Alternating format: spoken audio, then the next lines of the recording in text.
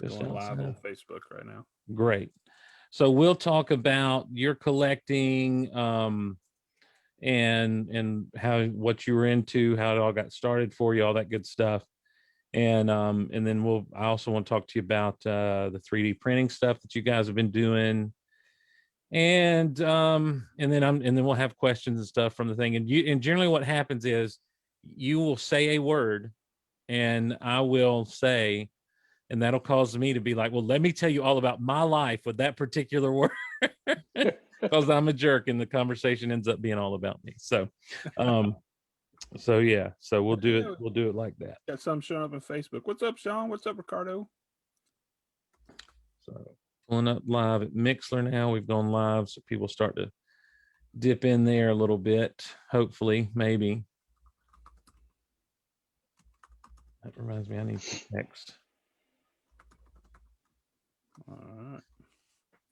I am kind of envious. You guys have all these cool toys in the background, and all I have is printers. But it looks pretty cool because like the one is moving.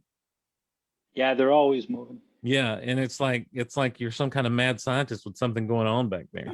You're probably making cool toys. That's what you're doing. I was this close today to buying one. Yeah, I ate lunch with him. He was all over it today. Let me get. We got people watching already. Yeah. Oh well, you didn't. You should have told me I needed to. I told you that. Well, I needed to get full podcast mode. People that are watching already, it's okay. You're getting peeked behind the scenes. Steve's gonna get real in just a moment. That's right. The real Steve is here now. Oh, he's real. It's real. No one's in Mixler, so it's very real. It's just like always. They'll get there. They'll get there. Well, no, they won't. The Mixler, we're in a peak time for Mixler, so they won't send out the notifications to my followers there now. I'll let you know if I get mine. All right. Okay. Are we ready to roll now, Lucas? Or just do it, man. Let's make it happen. We got 8 on Facebook. They're ready. Okay. Let me start recording the podcast. Now, this will go up as we say on my podcast feed. You're cool with that, right? I am. Yes. All right. Good deal. Here we go then. I'm recording and we're rocking and rolling. And here comes the theme song. Lord willing.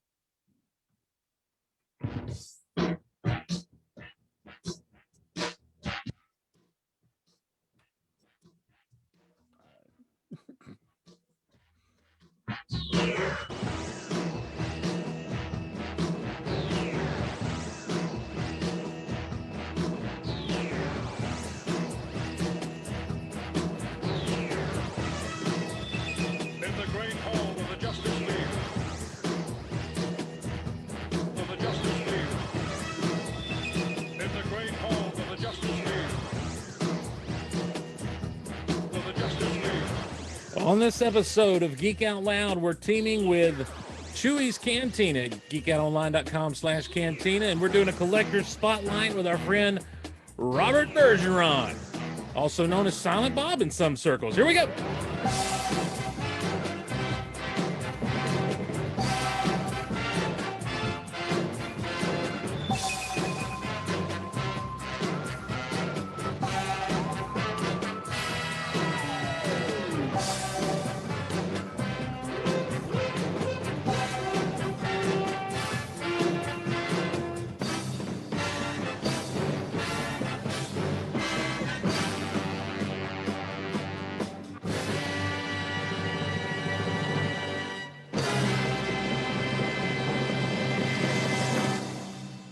Hello, everyone, and welcome to Geek Out Loud, your safe place to geek out on the internet. My name's Steve Glosson. So glad to be along with you, and we're glad to be along with those who are following us live, not only at Mixler this time around, but also over in Chewy's Cantina. You can get there by going to geekoutonline.com/cantina. It's one of the best collecting groups out there on the internet, on Facebook there, and of course, headed up by my friend and your friend. We know him as Lethargic Chewy.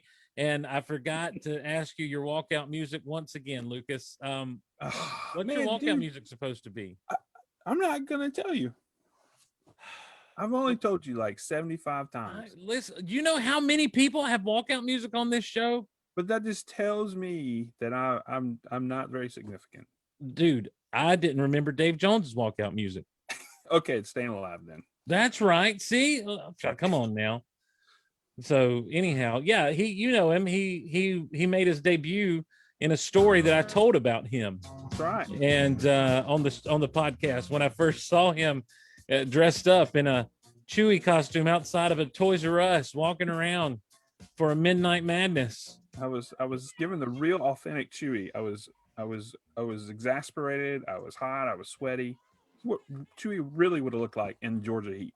And we call him to this day. We love him. He's lethargic Chewy. Hello, Lucas. Hello. I'm back. You are back. And, you know, it's weird that I'm introducing you in the group because there are people watching right now live on Facebook. And so don't know who I am. In Chewy's Canteen. I doubt it. Everybody knows you. You're like the most popular person in the group, always doing stuff. That's not true. My clone is. Your clone? Yeah. Well, no, let's get out. Jim Arcudi? Yeah, no. Jim's much better than I am. Your clone Jim? Yeah, he's the most popular, I believe.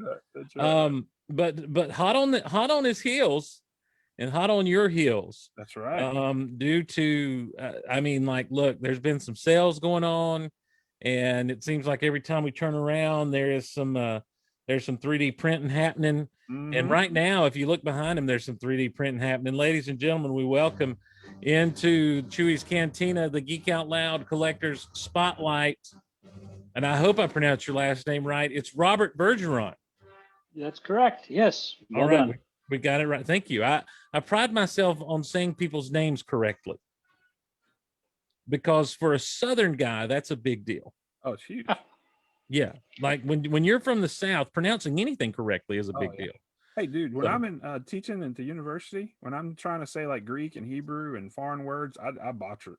I think I can say you botcher it. You botcher it. You botcher it. Botcher them, I tell you. I tell you what, I botcher those words and them funny weird Greek words. I don't really know how to say them. Dadgummit. Rob, it's good to have you, man. Welcome to Geek Out Loud. Welcome to the Collector Spotlight. And I'm excited to do some talking with you, especially once we get into some other stuff that's going on later on. So tell us a little bit about yourself and kind of what you have enjoyed and what kind of, just a general overview of Rob and collecting. All right, let's see. So I have been collecting for quite some time. I got my feet wet with comic books back in right around 1990, and then I shifted very quickly to toys. I started collecting toys in right around 92, 93, and I've been getting everything I can find since. Talk to me about collecting comics in 1990. Do you remember what grabbed your attention? Because that is right around the time of the big boom and the bubble, you know, just before the big bust. I mean, that's just prior to Superman dying off. Was that 92, I believe? And yeah, it was right around then. And so you're getting in on the front side of the bubble a little bit there in 1990. I was actually working part-time in a comic book store. Oh, cool. Yeah, it was a lot of fun. I was a huge fan of Spawn. Okay. I hate to say it. I mean, nowadays it's not as popular as it might be, but I really enjoyed the series, and that's actually that's what got me into collecting toys. Okay. When the Spawn toy line came out, oh yeah, I was all over them. Okay. Well, now you say you started around 90 with comics. Were you working in a comic shop when you started collecting comics, or? No. Okay. No, I started collecting Silver Age comics. Okay. And the local comic book store, I would always stop in, and I got to know the people there. And on Monday nights, it was their slow night. So they asked me if I'd be interested in working a few hours. It got me a little bit of a discount on my comic. So it was a win-win. Well, so you were collecting Silver Age comics. Were you trying to just invest in that, or had something caught your attention and you were getting these things to read, or what was the motivation behind that? Well, it wasn't necessarily an investment.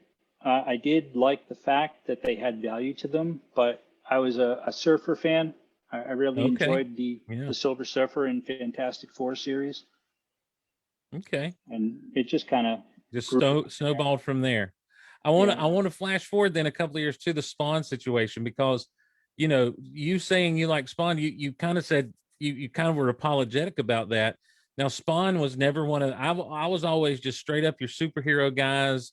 But I remember very clearly Todd McFarlane breaking ties with Marvel Comics and starting up his own thing. I mean, he had just been given a Spider-Man book all his own, the adjectiveless Spider-Man. And dude, that number one issue had like 50,000 reprints and 60,000 variant covers and all this other stuff. And then next thing you know, 6-7 months later, Todd's gone. Yeah. And here comes Spawn, and I'm like, well, he's just drawing Spider-Man with a cape. He's drawing the black suit Spider-Man with a cape. I wasn't mad about it at all, but dude, he hit when Spawn hit, he hit big. And Yes. and still, I guess the series is ongoing to this day. I don't know. I don't follow Spawn enough to know, but I know that McFarlane has recently done a Kickstarter to get some Spawn figures out there and everything. Or I guess a crowd funded series of Spawn figures, because I don't know that anyone wants to license them. But so I just say you don't apologize for being a Spawn fan, man. That's classic 90s fare right there, man. You get into Spawn, especially if you got in kind of from around the ground floor. That's a big deal. I did. Yeah. Yeah, I was walking through Walmart one day, and the first I guess 6 or 8 Spawn figures were on the end cap, and I'm like, wow, those are really cool. So I snatched them right up. Next thing you know, looking for more Spawn, and there was no more. I had them all. So I decided that I thought the Spawn market was going to crash. So I dumped all the Spawn, and I started buying Star Wars. Wow. So you were buying Star Wars in the 90s then? Yes. Okay. Were you buying like Power of the Force 2 kind of stuff? Were you, or the episode 1, or were you actually getting into some of the vintage stuff before? I was buying vintage. Okay. Was this before it really started to take off in price? Because there was a period of time in there, I missed it, but there was a period of time in there where you could go to a comic show or something, and the dude basically had Star Wars figures up under in this little tote under the table. I think I got some here. And he was like selling them like I've got a buddy that bought a yak face for nothing, Wow. in the early 90s, late 80s, because Star Wars was all, for all intents and purposes, dead. Now, Steve, when that your buddy bought that yak face for nothing, what did that guy's voice sound like that sold it to him? Do you remember? I don't. Did it sound like the guy that had the tub? What was it again? The tub. Yeah, you just said he pulled some figures out of the tub and they had a certain voice. I'm sorry, I don't know what you're trying to get here, buddy. I enjoyed that. Lucas, you went out. Yeah, I lost you. I lost your audio. Lucas, you have no audio right now, buddy. Did you mute your microphone? No, I didn't. Now you're back. Okay, you were making fun of me for using the term tub. Container, crate, what? I don't know. My internet said it's unstable. I better put my attention on it. Hold on. You keep going. Yeah. Tell those boys to stop streaming those things. Anyway, so you get into you start doing the vintage Star Wars. Are you doing that as again, I guess, as an investment type thing? Or is this or is it the idea like I like Star Wars, and so this is now where I'll divert my attention? Well, that's a really good question. I collect many different lines. I guess I would say I'm a completist, and I like the activity of collecting. Yeah. Star Wars is fun because it's relatively affordable. You can get loose Star Wars figures for $5 or $10, up to thousands. But it's easy to be actively collecting. So I enjoy that aspect of it. That is one thing. I missed you guys' sale on Sunday that you and Jay did. I know, but Lucas was telling me about it, and he said that people would mention something, and you were like, "Hey, all right, hold on, let me run down here and grab this." And you come back and like, "Yeah, I got this right here." So I'm going to play a game later on of, do you have this or not? and we'll Oh, see. I like that. Yeah, we'll see what we can do. But but so did now the whole idea of like selling off your collections, is this something you've just kind of done maybe through eBay and stuff, or is this something just kind of started with you and Jay in the cantina, or the other toy groups and that sort of thing that are on the old Facebook? Well, let me clarify. I'm not selling my collection. Okay, all I right. sell bits and pieces. If Mm-hmm. I wind up, I buy a lot. And if I wind up with extra, that's what makes it to the cantina or onto Great. eBay. Yeah. But Yeah. once it goes down into the basement, that's usually there forever. Right. Okay. Once, you know what? That never has a more scary sentence been uttered on Geek Out Loud. Pretty scary. Once good it It's goes in there the basement. forever. That's Doesn't right. come up. Right. Once it goes in the basement, it's there forever. I think I saw an episode entitled that on Criminal Minds or something. I don't know, maybe. What, okay, outside of Star Wars, what are some of the what are some of the lines that you've kind of collected that have been some of your favorite, I guess, to chase down and track down, that sort of thing? GI Joe. GI Mm-hmm. Joe was a lot of fun because Okay. there's so many. Right. There's like 500 plus little figures. Yeah. Little GI Joes, big GI Joes, Ninja Turtles, superheroes, Secret Wars, superpowers. Wow. Yeah. Let's see. I'd kind of go by decade. So in the 60s, Okay. I do 12-inch GI Joes and Major Matt Mason. Into the 70s, the Fuzzy Haired Joes, Evil Knievel, Mego, Planet of the Apes, Star Trek.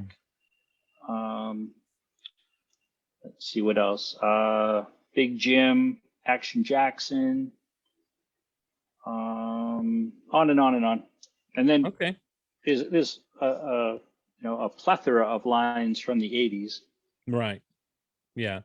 That, well, seeing that, I think for me, that's my wheelhouse. When you start talking, Okay. when you hit 80s, that's kind of where that's where, I absolutely live. Okay. You're talking GI Joe, Real American Hero, of course, Transformers, Star Wars, He-Man, Masters of the Universe stuff. We've joked about I wasn't allowed to do Thundercats, but I would have if I was. If there was a cartoon of it, I loved it. There are things that I wish I'd had as a kid, but I never had. But I just that's kind of my era. And so generally, if someone brings up something from the 80s, it's like, yeah, I remember that. I might not have anything from it, but yeah, I remember that stuff. So, so when did you get this bug? When did this collecting bug start for you? Do you know? Was it the Spawn figures, or was it, or was that something that was always Spawn. in you? Okay. It was definitely Spawn, and I think that's what spawned it, to make a pun. Right. I really liked the idea that they would have variations and chase figures and that portion of it. So as I moved into classic lines like the 80s, trying to track down all the GI Joes or trying to track down all the Transformers, it just fed the fire. Yeah, the dreaded chase figure, man. When you start talking chase figure, that sends a chill and up and down my spine. I ran into chase figures in the early 2000s with the Toy Biz Marvel Legends stuff, and man, I can't tell you just how much those were the bane of my existence, because I felt like I had to have them all, like. So they've got Jean Grey as Phoenix in her green and her red outfit. I need the red. They got Vision in the translucent and the opaque. I need them both. Yeah, I need them all. And so, and then inevitably I'd never get them all. But it was just like, why do they do this? I hate a chase figure, but then I'd have so much fun running around trying to catch it. It literally was a chase. But that never appealed. Yeah, that never appealed to me at all, that kind of stuff. I was like, just do what you're going to do and stick with it. Come on, man. Is there, so Star Wars is one of the things that you went to because of the appeal. now that Star Wars has grown out in these more modern eras and stuff, like it's almost got out of hand, all the Star Wars stuff that's out there. Do you still try to chase it all down? Are you still a completist, or have you kind of decided I'll just get what I like? I had to draw a line in the sand, and I'm guessing it was about 3 years ago where I told myself no more modern stuff. I got rid of everything that was from 94-ish and newer, unless it was super cool. Okay. All right. Like there are a few things that I still purchase. Like I'm a huge fan of Pacific Rim, so I try and buy all of those. But okay. I had, all the modern GI Joes, all the modern Star Wars, bins and bins and bins, and said enough is enough, and it all had to go just to make room. You can only have so much, and enjoy it. Right. Well, now, so are you? So, and that's across all the lines. Like, you don't do anything modern in any line of toy at this point. No, I just don't have the room. And I guess in my mind, it didn't make sense to me to collect something if I was going to just leave it in a bin and never see it. Right. I had 20 bins in my attic that I hadn't even touched in 10 years. Yeah. I think that was one of the things that I kind of came to at some point when I started to sell off a lot of my modern Star Wars collection, is how much of it I actually just had in these bins. We'll use the word bin instead of tub for you, Lucas. And just, Thank it was like you contextualizing for me. It was like either I don't have the room to display these or the means to display. So they're just going to sit here. And so if I can't enjoy them, I'm not enjoying them while they're in a closet in a bin. So go ahead and sell it off. I absolutely get that idea in that point. So the idea of the Hasbro's vintage collection hadn't really done anything to fire you up necessarily, or no? No, I just assume get the real vintage. Yeah, I see that. I get that. But like there's things that they have that they didn't have on vintage card back then that I'm like, I'll take one. I'll take that. And then before I know it, that collector's bug is kicked in. And then you're going to stick them in a bin. That's right. Well, seeing that this time I'm refusing to do that. I'm like, I will not do it. He's done well. I have to commend him on that. He's done well. Also, I ended up deciding I'm just going to open things if I want to open them. I'm not going to stress about opening something. Yeah. So then here's the real question though, Rob. Have you considered buying the retro Mando figures to go with your vintage figures, Star Wars? Well, yes and no. Okay. I haven't considered buying them. However, I did buy the tiny little baby Yoda. Oh, there you go. Just takes a little bitty crack in the armor, just a baby crack. Yes, that's so true. Just one little thing will do you. That's my He-Man, the new He-Man line. That was my bane with the He-Man line. I've told this story, so I won't reiterate it, but I basically explained to my wife, I can't get just one because I'll have to balance them out on the other side, with the evil counterpart. And then if I've got them, I might as well go ahead and get the rest in this wave that's sitting right here on the shelf. And if I do that, then the next wave that comes along, I'm going to have to get those too. Yeah. It's going to happen. And so before you know it, I'm got the shakes because I can't get all my He-Man figures like I like it. Yeah, but you don't know what I'm up against. I just don't have the room. I'm actually in a transition right now, and what I'm trying to do is get away from having my toy area look like storage and having it shift so that it looks more like a display. Sure. Yeah. So I just purchased 8 4 feet long, 6 foot tall glass display cases. Oh, nice. And it's going to take a while, but that's my goal, is to get those all set up and organized. Yeah, that's definitely the dream, man. That is definitely the dream. Before we get to some listener questions, Lucas, if we've got some piling up, we got a few over at Chewy's Cantina. I want to talk to you about the 3D printing thing that you and Jay have been doing. And I say you and Jay because, Jay at every sale that I'm ever at, he brings to the table something that he's 3D printed. Then I find out, well, it's you guys doing this stuff together. And I mean, everything, like you basically got a little toy factory going on with what you guys are doing. How did you guys get started in that? Was that you, or was that Jay dragging you into that? Actually, it was me dragging Jay into it. There you go. I kind of feel bad. I hope he doesn't regret it.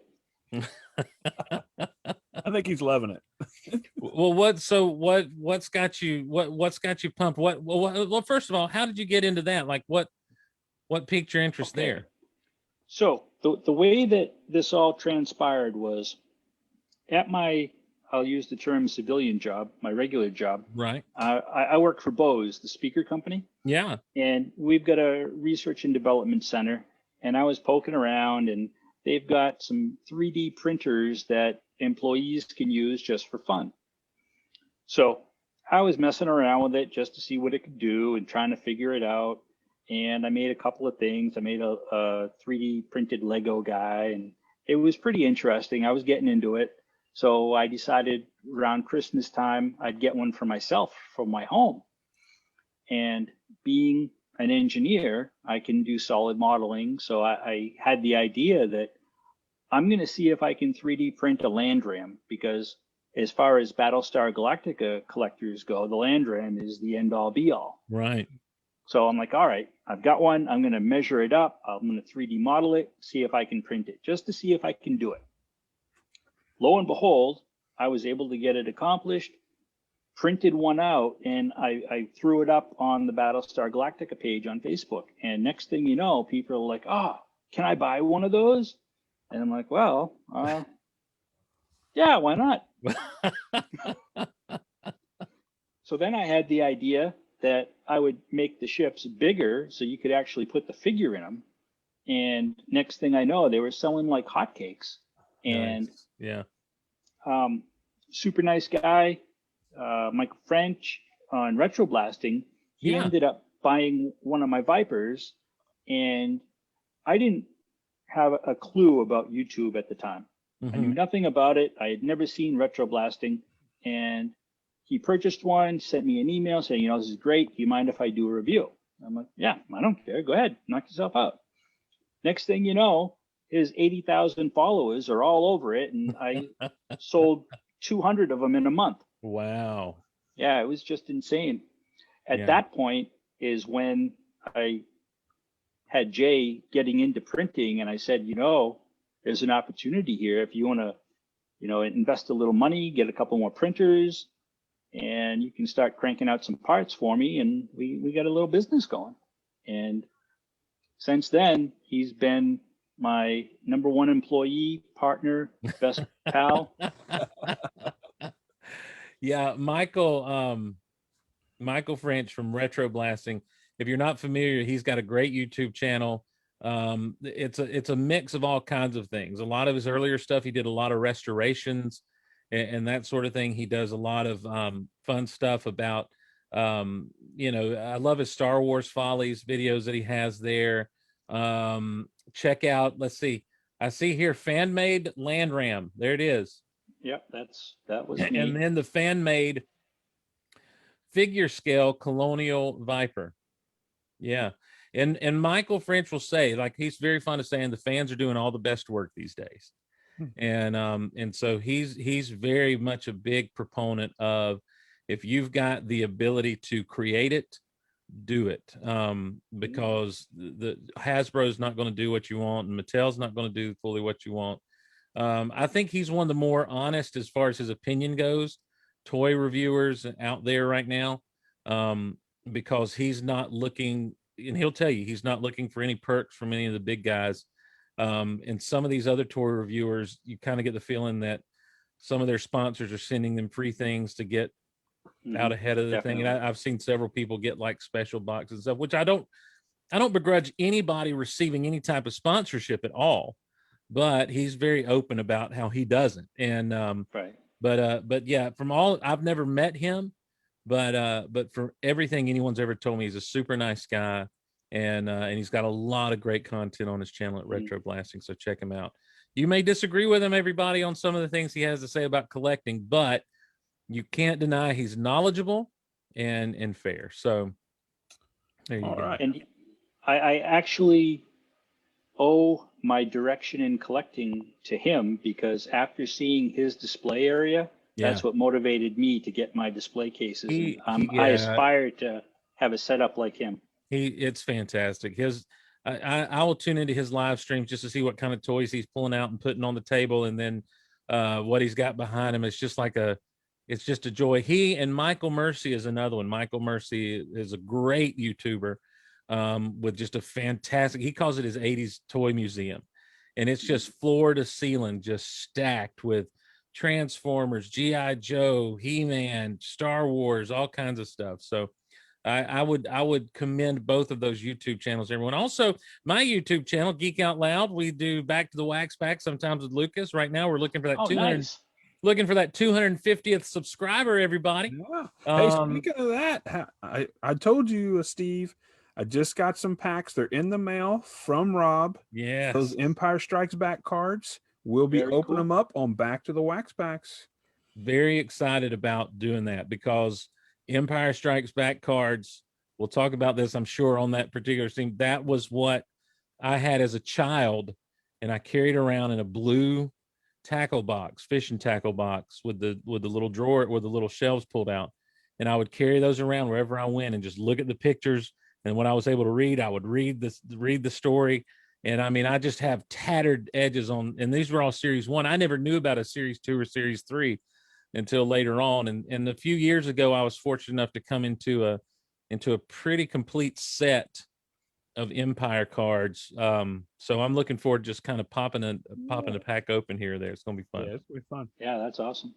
So I've just recently got the bug for the cards, Topps cards. You and everybody else, man. Those things have the non-sports cards have just shot up in value recently for some of these franchises, and it's kind of funny because this is something I was into years ago on this show on Geek Out Loud, and I would go on and buy some boxes and just kind of crack them open and talk about them while I was but it was all audio. I was never doing video. Oh. So I'm like, oh, this is a really cool one. You should see this one. You guys should see this. It's totally awesome. And so now I'm back to the wax packs. We are doing it where they can see it. When Lucas comes over and sits down and we just open cards together. It's That's what awesome. what have we done on Back to the Wax Packs, Lucas? We've done we did the original Superman. Mm-hmm. We've done Superman 2. Superman 2. We did Batman 89. That's right. We did Jurassic Park. We did E.T. Yeah, we did Return of the Jedi. You Return of the Jedi, yeah. Yeah, so that was some Very good cool. stuff. Yeah, we've had some fun doing that. So I've got a question over on Facebook. Let's see. Well, one of our favorite Cantina members, they're all our favorites, but one of our buddies from up north, Ricardo, excuse me. I want to get a 3D printer, he says. What is the best to start for a beginner like me? Printer programs, tools, etc. So if you could give some insight to some of us guys that are starting to begin to think to dabble there, what's the greatest bit of wisdom you can share? So I think that the path that I took was a very good path for a beginner, and having a printer that's easy to use from the get-go is very critical, because if you wind up with one of the printers like you see behind me to begin with, it's going to be nothing but frustration and headaches. These require a constant eye and a lot of maintenance. But to answer the question, there's a brand called Quiddy, Qidi. They offer a printer that's called an X Maker. It has a very small build platform, but it's a great beginner printer. They're, I think, around $300, $280, $300, and they're rock solid, easy to get going right out of the box, and I think you'll have a lot of fun with it. What was the one you were looking at, Steve, the other day?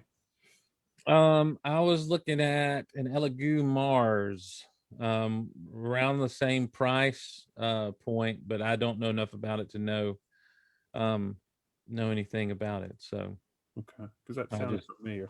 what type of printing material do you guys use?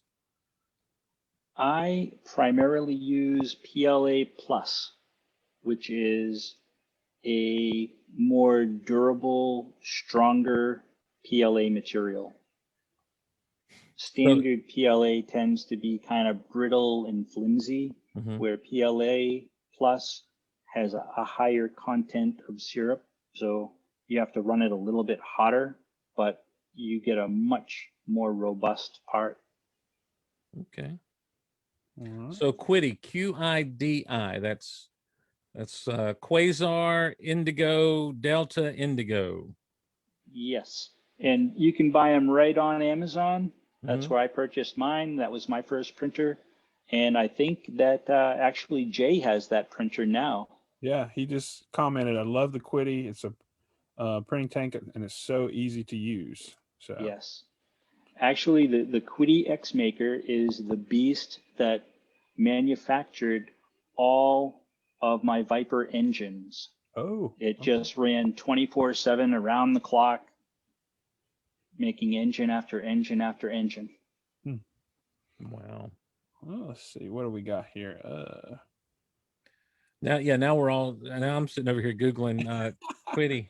We've got another 3D printer guy in the batch or the cantina with us. Norm Wilson does a lot of 3D printing. A lot of us have seen his mini FET figures and other custom figures he's made. But he talks about it's the Elgu Mars, a resin printer. Is a Yes, different that's kind of a entirely different kind of beast. yeah. I dabbled in that and very quickly determined that that was not for me. Gotcha. Yeah, When you're Um, dealing with resin, that's not really like when you're dealing with resin, that's not something that you're going to be. I don't know. Maybe you do. Is that something that you want to use to print out like a toy or a model type thing, like what you guys are doing so much of? well, the advantage to resin is you get a much higher resolution part. Okay. The downside is you don't have the color choices that you do with FDM printing. So typically, if you're doing a resin print, it'll be gray, and then you have to paint it. yeah, Okay. But the quality print that you get is far superior. yeah. I would say those figures that Norm and Christina are putting out, those are super sweet. And then they of course do the custom paint jobs too. Right. I would say, obviously the vehicles you guys are doing are top notch and the stuff seeing. Then you couple it with those type of figures, man. Within the group, there's some great 3D printing Yeah. going on. Yeah. So So with me, it was a matter of understanding your limits. And I'm not very artistic. So having to paint things was not in my wheelhouse. There you go. Well, when it comes to something like that, as far as not being artistic, do you guys have? Did you have to work up the modeling for what you guys were printing out, or was there something available online for you to pull from? Or I mean, because surely you don't go online and say 3D printer file for a land ram from Battlestar Galactica. That feels like it had to be something you had to work out in the Yes. program on your own. So the way that I would view it is when I say artistic, that would be being crafty, being able to paint, being able to make things with your hands very well, or being able to sculpt. Mm-hmm. That's not something I can do. I'm a mechanical engineer, so to make something like a spaceship, I can model that. It's Right. all straight edges and curves and things that I can rationalize. Mm-hmm. But to make a human face, no, that's not going to happen. now, is there a place that you can access files to 3D print? And is there some reliable sources for Yes. that? Okay. Yes, there's quite a few websites. One of the biggest ones is Thingiverse. Okay. You can go there and just almost anything you can think of, you type in and there's files to be able to print. Okay. That's where I received my first files before I started modeling them. Okay. Well, that's neat. It's good news for a beginner. Now, is it like a cost for the files, I guess? Well, Thingiverse is usually free unless you want to tip the designer. Okay. All right. That's interesting. Now, I do caution that most of the, I wouldn't say most, but files on Thingiverse, they're free for a reason. Mm. Gotcha. They're not going to be the quality design like Jay and I are offering, Okay. where one of our ships, for example, has 20 different parts. A Thingiverse part typically will have, maybe 3 or 4 or 5 parts, and it's just not going to be the same type of quality. So you're printing out parts and then assembling the final piece. So let's Yes. say let's just say a Viper, a Battlestar Galactica Viper, for example. You're printing out is that coming out all as one solid piece, or are you printing out parts and then putting those things together after they've printed out? I print out for the new Viper, there's roughly 22 parts, Wow. and they each have to be printed out separately, and then I assemble them. So, I assemble about 90% of it. Mm-hmm. When I ship it, I don't attach the fins just to save space in the box, Mm-hmm. Mm-hmm. but the majority of it is all fully assembled. Wow. And I can't remember if you've shown us one yet, Rob. I know you did before we went live, but can you show us the new Viper for those tuning in on Facebook? Sure. Yeah, let me grab one. Really sweet. I had a chance to see it earlier, and it's nice. Our buddy Shaz Bazaar has chimed in over on Mixler, and he says, "Where do I see this guy's stuff?" That's right. He's a Battlestar Galactica guy. He's a huge Battlestar Galactica fan. Okay. Ooh, look at this. Wow. Wow. There So it is.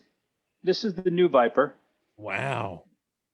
And so this piece Hold that here up again. Yeah. up to about here to the front is one piece.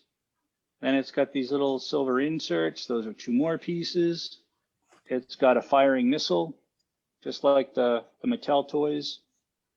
So it's got the button, another piece. It's got a firing mechanism inside. It's got 2 additional little intakes here that are silver.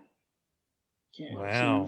Yeah. And then the canopy is removable. I use magnets to hold it together. And this piece is a separate piece. It looks like this. Now okay, so you just flashed a white fin there. Where is the color on the stripes coming from? Are you guys printing out decals as well? Yes, these are decals. Wow. So on all of the ships that I sell, besides this one, my daughter is an industrial designer, and she creates all of those decals for me. On this particular Viper, there is a super nice guy named Andreas, and he sells decals on eBay for all of my vehicles. Cool. And I just partnered up with him, and he's supplying the decals for the new Viper. Nice. Nice. Well, my friend Shaz Bazaar wants to know where he can snag one of those. and they're made to scale for like the old 3 3/4 inch figures, right? Yes. So as you can see, I've got a Starbuck in there now. Mm-hmm. Well, there you go. That is pretty sweet. So you've got this neat feature, Steve. Hey, hold up, Rob. Show them the back that you showed us on Sunday. So I did a little homage to R2D2. Yeah. The silver plates on the back. Mm-hmm. This is R2D2. Oh, wow. That is cool. It is R2D2. That's amazing. That's awesome, dude. That is very cool. Man, now I want to be a 3D printer. I had a feeling when we spent some time with Rob, you'd come out on the other side. Hey, we got to get a printer. It's a lot of fun. I really enjoy it. Something that I'm working on now. I have all the droids in front of me here. I'm creating the 3rd leg, like in the droid factory. Nice. Yeah. For all of them. And again, I'm a big fan of the magnets, so they're held in with magnets. All right. I'm ready to order mine. That's very cool. That's very cool. You and Stan Solo making Star Wars figures great again. So what else we got? Anything else, Lucas, from the chat at this point? Let's see. I saw one earlier. Oh, Buster Young, good buddy, I actually had lunch with him today, asked if you have done a Cylon Raider yet. Why, yes, I have. Oh, uh-oh. I saw him cut those eyes over there. Let's see. He's spinning around looking for it. I have two that are not assembled yet. Okay. They're in pieces. I have this one, but it's a prototype. It's a prototype. Look at this prototype. Look at the It prototype. doesn't fit. Okay. The Cylon Yeah. doesn't fit in there. Wow. But it's just like the original one with firing missiles, That is cool so decals, cool. Yeah. and they're really big. Yeah, that's a big piece of toy right there. Yeah, it weighs about 3.5 pounds. So help me out, because I didn't collect any of the Battlestar Galactica stuff. Did they make? I know. I'm sorry. Did they make 3 3/4 size stuff, or they didn't? No, and they're sadly, making it was the biggest blunder in toy history. They made some really awesome vehicles. They made a Viper, they made the Raider, they made a extremely low production Land Ram, and they made a couple others that are kind of hokey but still fun. However, they were scaled for a. Do I have one kicking around? I don't see one. They were scaled for a 2-inch figure. Oh, okay. However, they did come out with a line of action figures that were 3 3/4. So, as a kid, I'm 8 years old at the time. I've got Battlestar Galactica figures, and I've got to fly them around in an X-wing because they never made any vehicles for them to fit in. Oh, wow. So, man, I bet this is hitting, the collector's heart when they're seeing the productions you guys are putting out. They're like the toys we've always been waiting for. So it is. And in all honesty, whenever somebody gets one of my vehicles, I get these emails all the time where people are thanking me, saying that they've been waiting for this for 40 years and they're just overjoyed. And when I get those, I'm like, oh, yes, yeah. I know exactly how you feel. That's why I made them. That is amazing. I love it. Oh, man. Let's see. I think we had one other question. If I can find it real good. Let's see. Yeah, we've got people over on the Facebook who's like, yes, I'm going nuts over here. Looking at these things. They want a link for the product above. Okay, Jay put one in there. Great. Thank you, Jay. Yeah, they can just email me. And I don't have a web page yet. Most people find me on the Battlestar Galactica page on Facebook, or you can email me directly, geekcandylabs@gmail.com or robert.bergeron@comcast.net. And now my good friend Chaz is asking, have you done anything for Tron? Oh, I have not. So the only offerings that I've had so far are the classic Mattel Viper, the classic Mattel Raider, classic Mattel Land Ram, all scaled up. I've also done the Mego Buck Rogers Starfighter, which is really cool. It's I took some liberties and I improved a couple of the areas on it that tended to break on the Mego version, like the canopy and the front landing gear. Mm-hmm. So those are a little more robust, and it's pretty amazing having a Starfighter that's bright white instead of the tan that they've become over the last 40 years. Yeah, that's the other thing. I've saw a video the other day I shared with Lucas. It's made the rounds of this restoration of a Millennium Falcon, and I told Lucas, I'm like, this is what I want to be able to do with my life, is just restore Star Wars toys to their glory, to what they were. So here's what the Starfighter looks like. I've got one kicking around here. Oh, wow. Buck Rogers in the 24th and a half century. Wow. That is cool. So cool. Do it, Steve. Do it. Let's see. We got anything else here? We just got people. I do want to give another shout out to Jay, because anyone that has purchased a Land Ram, that's actually 100% created by Jay. He does all the Land Ram printing. Wow. So how many printers have you guys got going right now doing stuff? You say they're running 24/7. How many have you got running around the place? Well, right now I've downsized a little bit. I eliminated all of the quitties, and the reason that I did that is it's easier to create one file type. So rather than have files that I use for the printers that are behind me that are Creality printers, Mhm. and then have a different file type for the quitties, I just standardized and I'm just going with the one type. So I'm down to 8 printers right now, and I think Jay has 3 or 4. Wow. Now, this is emerging from Facebook. It looks like it's taken a grassroots gathering. People are chanting it in Facebook and saying everyone is asking for him to make a prototype Falcon vintage escape pod that never That's got. Jay. That's Jay. Oh, Hey, but I agree. I agree. Jay has been, I don't want to use the word harassing, but he's been mentioning it for about 6 months now.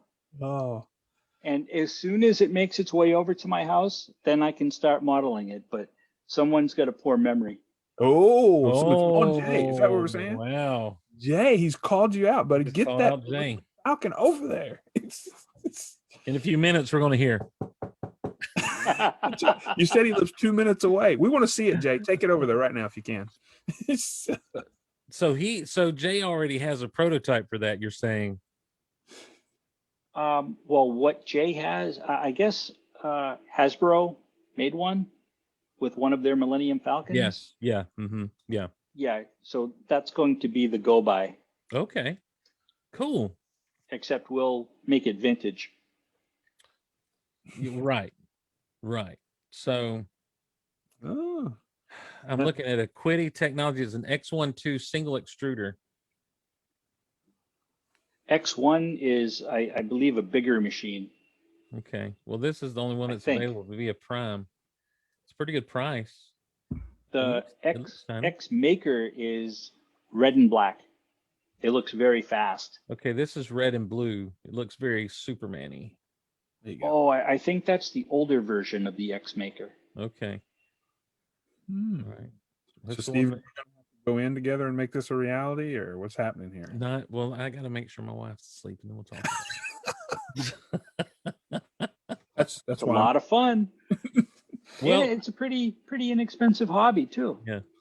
In my mind, I just think I can finally print out stands and flight stands and stuff for all of my Marvel Legends and my figures. Like that's my thing. It's like you can't find good stands these days for. You've been making yours though at home. I have been steady crafting. Uh-oh. Shout out to the craftsman. To the craftsman, steady crafting. Yeah, I got some wire and made like some flight stands like I've seen them make, and they really work out great. But I'm talking about like for my vintage Star Wars figures, even good Lord, for modern, all the stuff is so weird. They just don't have great Yes. stands out there for them.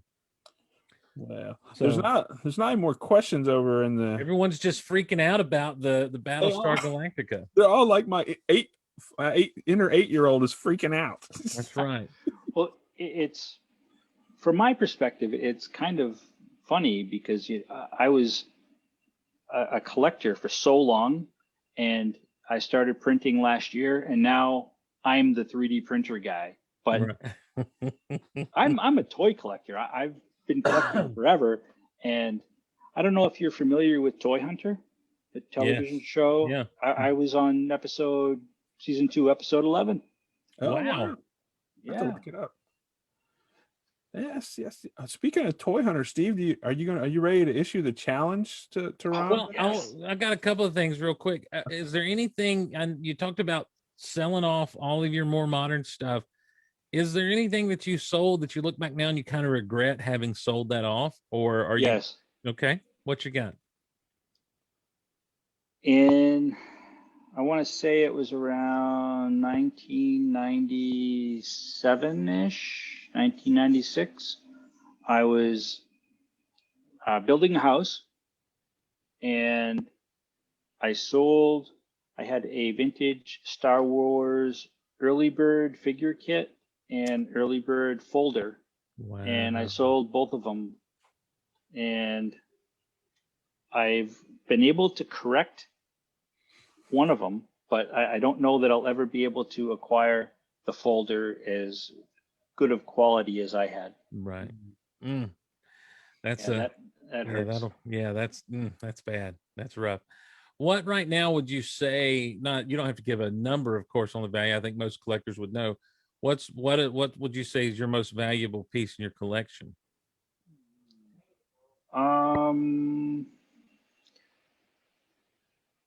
Well,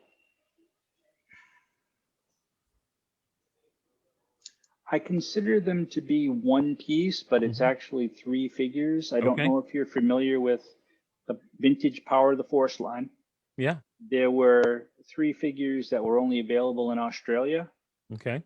Nikto, the AT-AT driver, and the Gamorrean guard. Mm-hmm.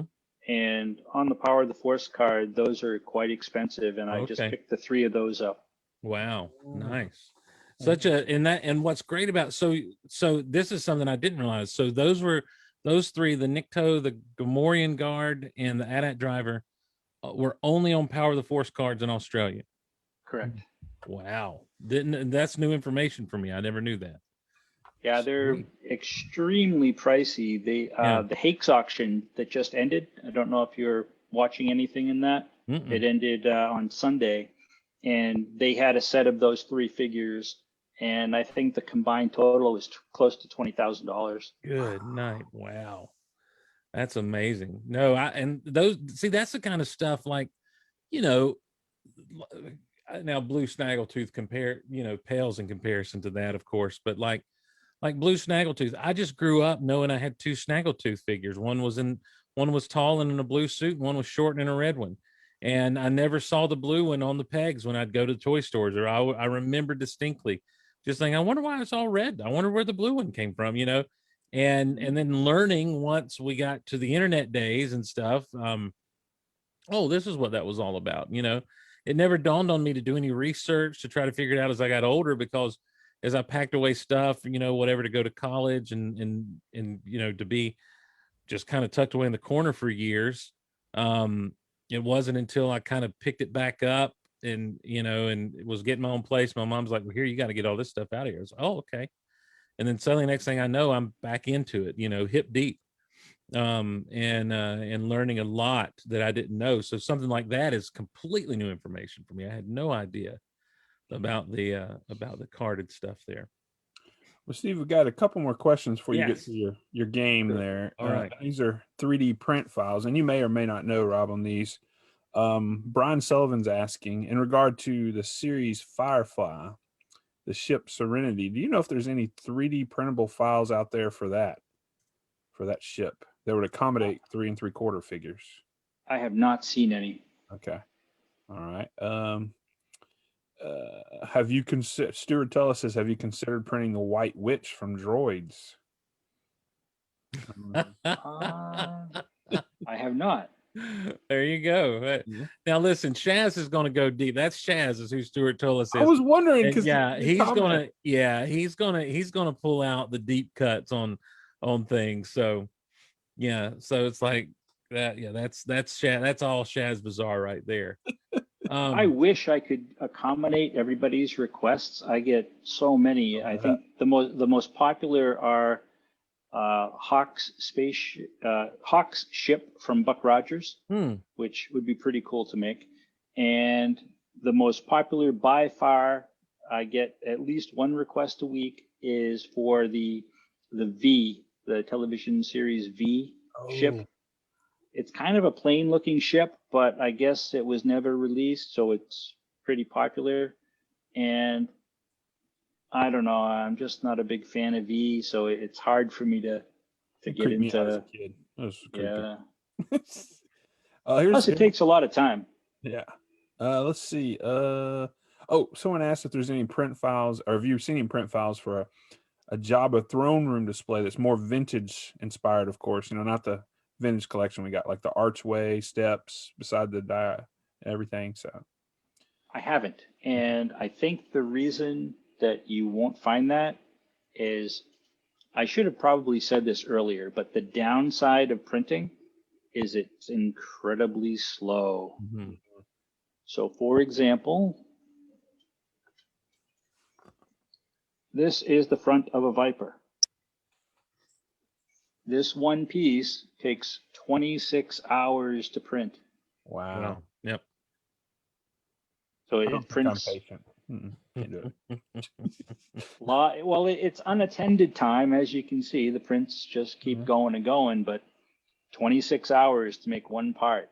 Yeah. And this is not a overly big part. If you were to make a job as throne room to make a staircase, you're probably looking at a 40-hour print.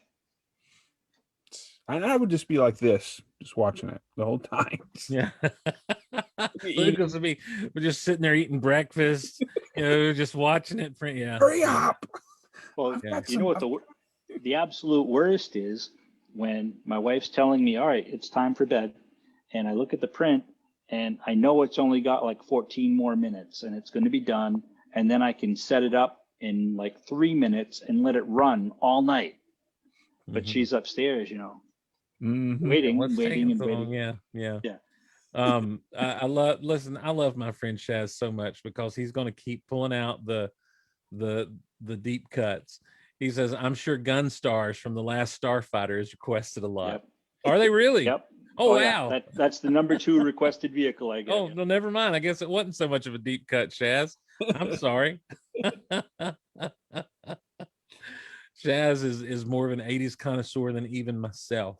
And like I said, I wish I could accommodate and make all those. Sure, but yeah. to design up something simple like the Viper, that takes about 80 hours worth of design time. Yeah. So I have to be able to sell quite a few of them to make it worthwhile to invest that amount of time. Because I don't know about you guys, but doing this part-time, 80 hours, that's a lot of time to find on a regular basis. Sure.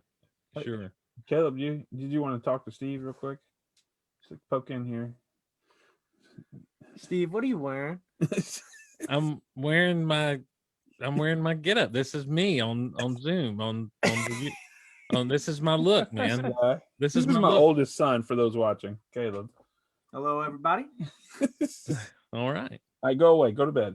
He looks like a baseball player. That's him. That's our junior in high school. We're trying to get all his recruiting mess together. So, all right, sorry, Steve. He saw it earlier and he goes, "What's Steve wearing?" I'm wearing a hat and sunglasses. What's the big deal? What's the big whoop, guys? He just thinks you're really cool. And then he looks up to you. And I don't feel like that was a Steve. What are you wearing? I don't feel like that was a cool. What are you wearing? I feel like that was a sarcastic. What are you wearing? Yeah. Well, hey, buddy. He does that mess to me all the time. So you're in good company. All right. So I'm going to start easy here. Oh, here we go. Because I was told, like, you just like someone said, do you have this? And you pulled it out and you're like, oh, I've got like 7 of those. And so what I'm going to do is I'm going to start kind of what I would consider easy and almost like softballs. These are not necessarily going to be rare things, but just things that a lot of people don't necessarily have in their collection. But some of these have maybe started to kind of perk up in popularity. Some of them may have faded into obscurity. Do you have any Silverhawks in your collection? I do. Nice. And now, were we talking a complete set, or are we talking just 1 or 2? I'm sad to say I don't have a complete set. Okay. I think I have maybe 6 or 8 of them. Okay. Cool. Now here's don't one. Have any, I don't have any loose ones though. Yeah. Oh wow. So okay. Wait a minute. Hold on. I want to examine that statement. Don't have any loose ones though. In other words, they're all on the card. They're all minty fresh on their little cards. There's no chrome. I've never messed with the mechanism to pop them out. So if you have any in your collection, they're probably better than what you've got, Fatty. So, I don't think he added the last part. No, not at all. Not at all. I did not say that. No. I love the humble brag, like, well, they're all carded though. I don't really mean it like that. I know. Because so let me explain a little bit. So some lines I collect only loose. Mm-hmm. Yeah. Like, for example, Transformers. I have very, very few in the box, but right. I have a lot that are loose because I like to be able to touch those. Sure. And Loose Joes, I love Loose Joes. But then other lines I like to buy in the package. Yeah. Well, I think the Silverhawks cards actually look pretty cool They with do. them on the card. Yeah, so that's cool. Now here is a line that I think this is one of those that if you know it, you know it. If you don't, you just don't. It was short-lived and did not get all the cartoon action that some of these others did, and it was late 80s. Sky Commanders. Yep, got some of those. I'll be darned. Yeah, I think I've seen you show off some of those. So I know those. I thought as a kid, man, that was just some of the coolest stuff to me. I had those come along probably 3 years earlier with that same gimmick and everything. Kenner would still be in business today. I just, they'd still be coasting on that. But I just thought that was such a cool concept of hanging these things around your room and being able to slide and everything. Zip line, yeah, yeah, cool. Little less, probably more popular than Sky Commanders, and something I was surprised to find out other people were into as kids and even now today as adults, and that would be the muscle figures. Yes, I have a set of those. Nice. I loved those things as a kid. I loved them so much. And I remember when they started making them in different colors other than pink. And I thought, oh, the collecting world doesn't get any better than this. Like, I knew I was getting ripped off, even as a child, as a single digit age child. I knew that this was a ripoff, but I couldn't stand it. And I'm like, they'll all be on separate teams and we'll do this. Like, everything was about adventure and action. They had you. They did. They did. When you buy the little garbage can full of them, Oh, yeah. and now you can't get your hands on those things for a decent price at all. It's amazing. You know what I saw a few months back that was really cool that I kind of kicked myself. I wish I had bought it. Was they had a Muscle Men wrestling ring. Oh. Yeah. When I saw that one time, and I had vague memories of that being a thing as a child, or hearing the rumors about it. You know how someone would see something in a magazine and it would just kind of explode from there. But yeah, that was pretty cool. We got one from the Facebook side. It says, ask if he's got Space 1999. I have the Eagle One. There you go. See, look how quick he just. Well, I have the Eagle One, and I have the 3 or 4 Mattel figures and the Moon Base One playset. Moon Base One. I love it. I love it.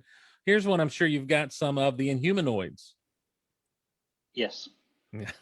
Do you remember the Inhumanoids, Lucas? I don't remember. I've seen the toys since being in different groups, but I don't remember them originally. It was like the bad guys were the attraction of this one, like more than anything else ever was. The big, like, monster guys they had were were pretty cool. All right, I'm going to hit you with something very obscure now that I feel like is obscure, that I've never seen floating around in any of these groups before. Mantech. No, I don't have that. Yes. All right. Now listen, I better Google it first before I tell everyone else to Google Oh, wait, that's the wrong name of it.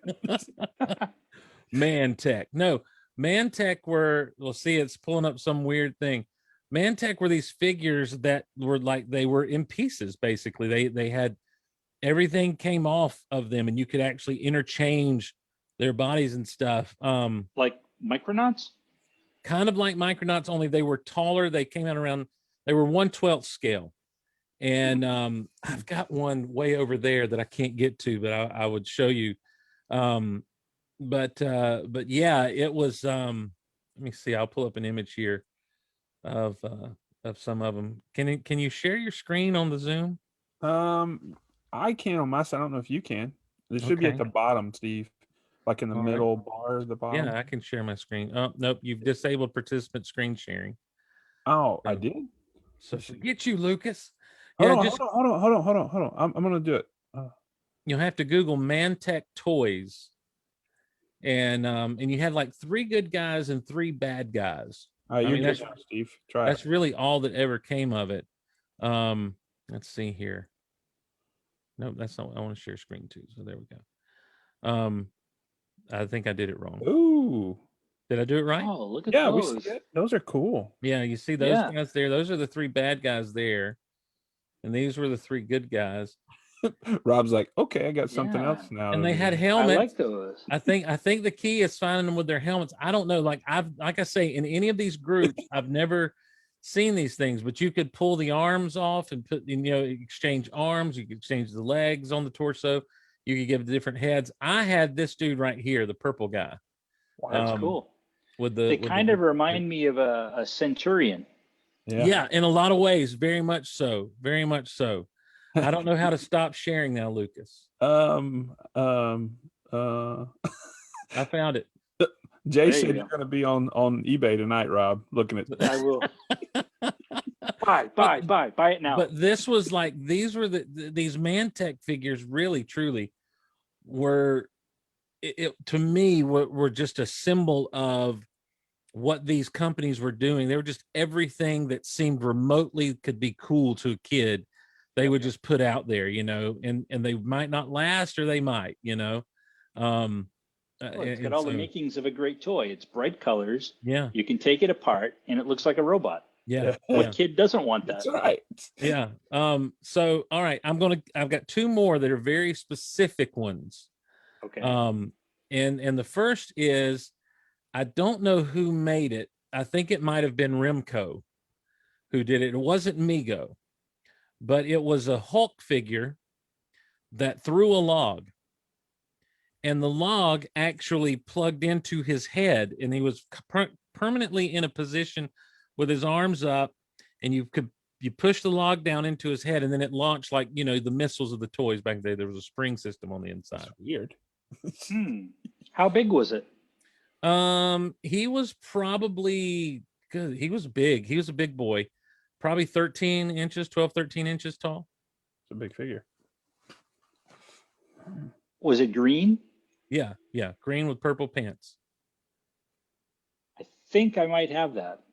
You got to be kidding me. Oh, that man. was the one I thought I'd get you on. Especially I'll after need your to check. Australian situation. If you have it, man, you've got to post a picture later. That's going to make Steve's life. Yeah, that was one I had as a kid that stayed around, and I have no idea whatever happened to that bad boy. I guess it probably just got thrown away. Wow. So and then my final one, and this is the one that like I did not realize would ever be in my life, the thing that I'm like, well, I've got this and I've never met anyone else who has one.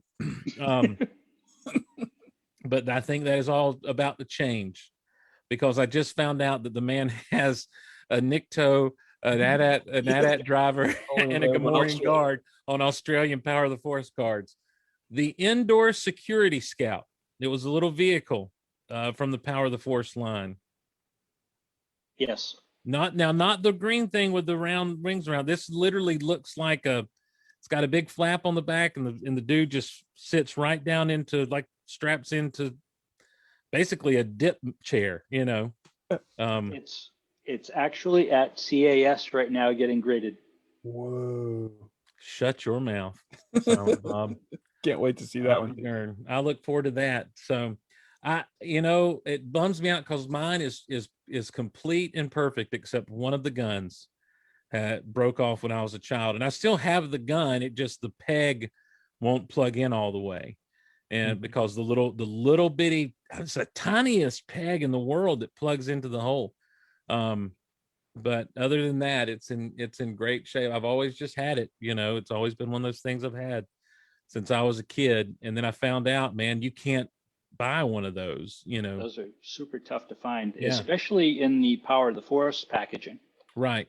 Well, I'm not even worried about the packaging. I mean, even loose, I have a hard time finding them loose. Like when people talk about, I can't get can't find the blue snaggletooth is so rare, this figure's so rare. I'm like, really, I can go online and find, I can find like a lot 100 of them on eBay at any time. Right. Yeah. But when it comes to like that kind of thing, and even like the Power of the Force skiff, the Tatooine skiff, those are the things I have a hard time finding, at all. because it's just they were late in the line and they just weren't there. Right. And that old I tattoo. Go gotta ahead. say, I'm impressed that you knew about the Security Scout and Oh, how man. rare it is. That's a really tough piece. Yeah, it was one of my. Well, see, that's the thing. Just about anything I have in my vintage collection is stuff I had as a kid, and some of it is in like the Security Scouts in great shape because there really wasn't much to lose off of it, other than the side guns. Everything else was just kind of there.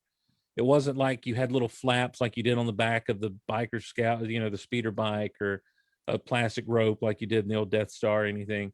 Um, I don't know where he got off to. I mean, he's one of the figures I lost playing with as a child, but I had the indoor Luke from the Power of the Force. And as I recall, he was on the packaging. That's who was riding He that. So I is. always put Luke down in there, with his unremovable helmet on his head.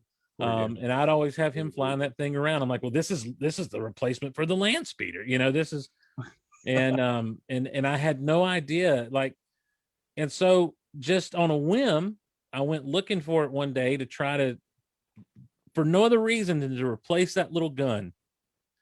And I was like, go to eBay, where I go first. There's one, literally one. Was it on because I think that was packaged two different ways. There was one version that has a bubble, right, and then the Power of the Force version came in a box. yeah. Well, And the power the bubble always looks terrible because they Yes. turned like Yeah. very dark yellow. Well, the bubble had the Power of the Force logo, but I think internationally it was in the box because the box always I see with the Tri logo Yes. on it. Yep. So That's I think the the one bubble. that I have.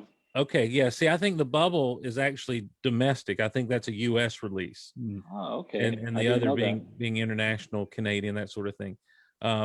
That's my guess because I do know the bubble has like the Power of the Force. The card back has the Power of the Force logo on it, the marketing. Okay. So, yeah. So, okay, cool. Well, look, man, I tell you what, I'm glad I stumped you on Mantech. And if you Google Mantech, you need to Google Mantech toys. Don't Google because Mantech will come up with some company or something that's there. But Mantech toys, and they were, I don't know who.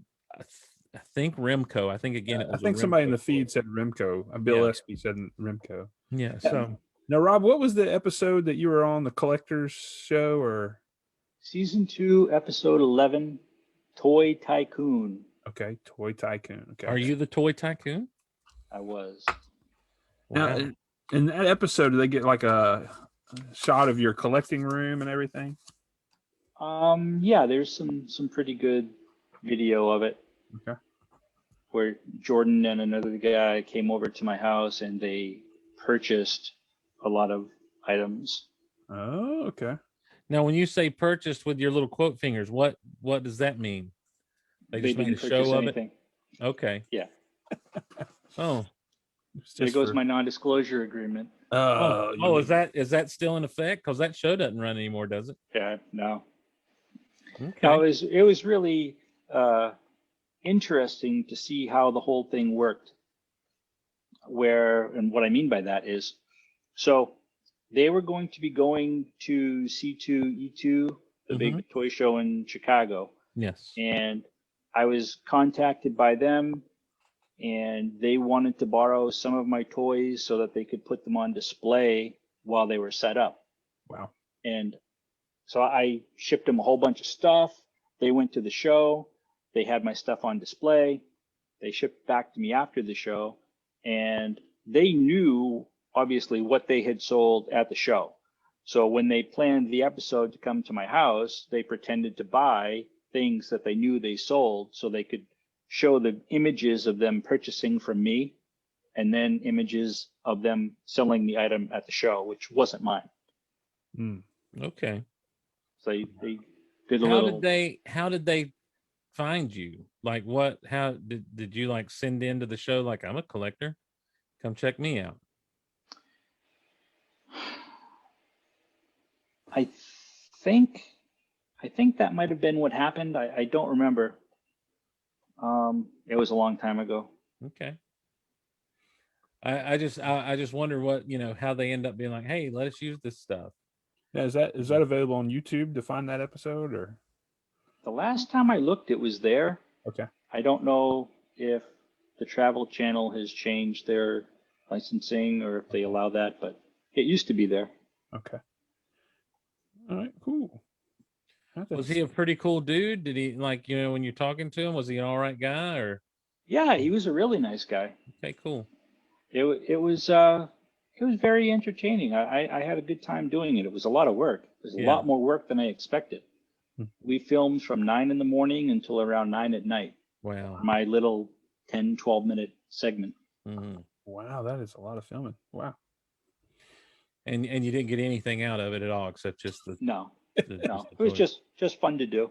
Yeah. At least give the guy like a gift card to local I know. restaurant. Yeah, just be like, hey, you can at least throw me a little, I don't But know, just a Maybe a It gave collector's me- cup that says Yeah. Toy Tycoon on it or something. Yeah, it gave me a new perspective on what goes on in those type of shows. Now, were you the toy tycoon, or was there someone else in that episode that is the toy tycoon? I probably already asked you. Well, they never really said. I Okay. always imagined that it was me, but Well- that could just be my big head. Who knows? No, I'm going to tell you straight up.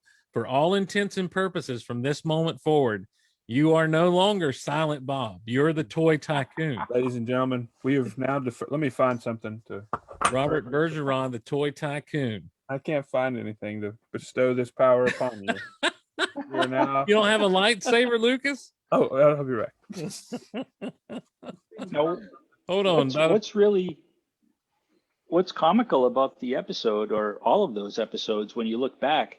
So now that I know how it all works, every time I sold something to him, we would film it 3 or 4 times, Wow.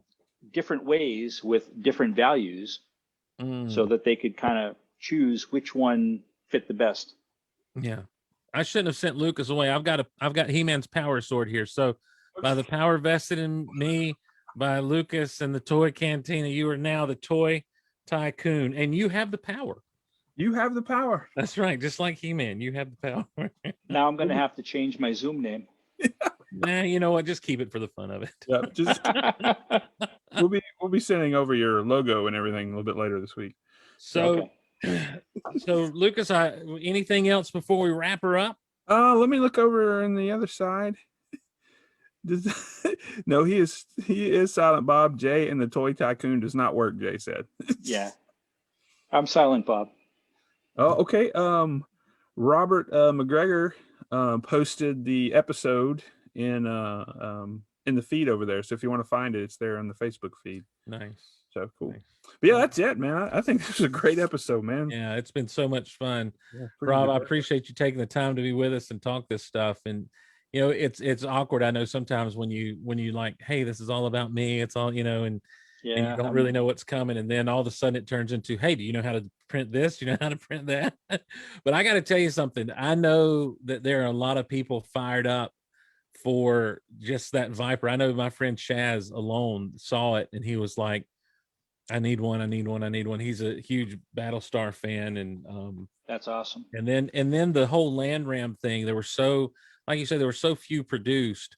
That's just one of those things. It's like, Michael Mercy from the YouTube channel, Michael Mercy. He talks about unfinished business. That's really, for those of us who were collectors as kids, there are things that we just consider to be unfinished business, stuff that was never done that we wish they would have done, and nowadays people like you, just honestly on a whim are end up making it happen. So I think that's a blast. I think it's fun. I love watching what you and Jay are doing, and we'll keep pushing. Yeah. We'll keep your printers printing as long as you want them to Right. print, sir. That's awesome. I appreciate it. Thank you. All right. Anything on your end, Lucas, to wrap us up?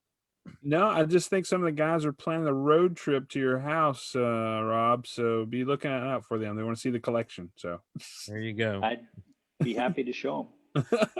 All right. So over on the Mixer, thank you guys for joining us live at mixer.com/Goliverse. If you want to reach out to Geek Out Loud, the email is geekoutonline@gmail.com, geekoutonline geekoutloud@gmail.com. And we'd love to hear from you. If you want to support the shows, we have Patreon at patreon.com/geekoutloud, as well as just go over to geekoutonline.com or geekoutpodcast.com and use those links to Amazon. When you decide to go shopping at Amazon, just go to those places first. You may have to clear your cookies, but we don't.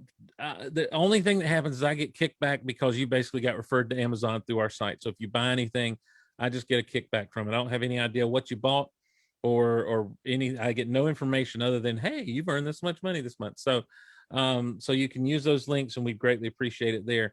For Lucas, for Rob, I'm Steve Glosson. Thank you for joining us on Geek Out Loud, and we'll see you around the Golaverse, everybody.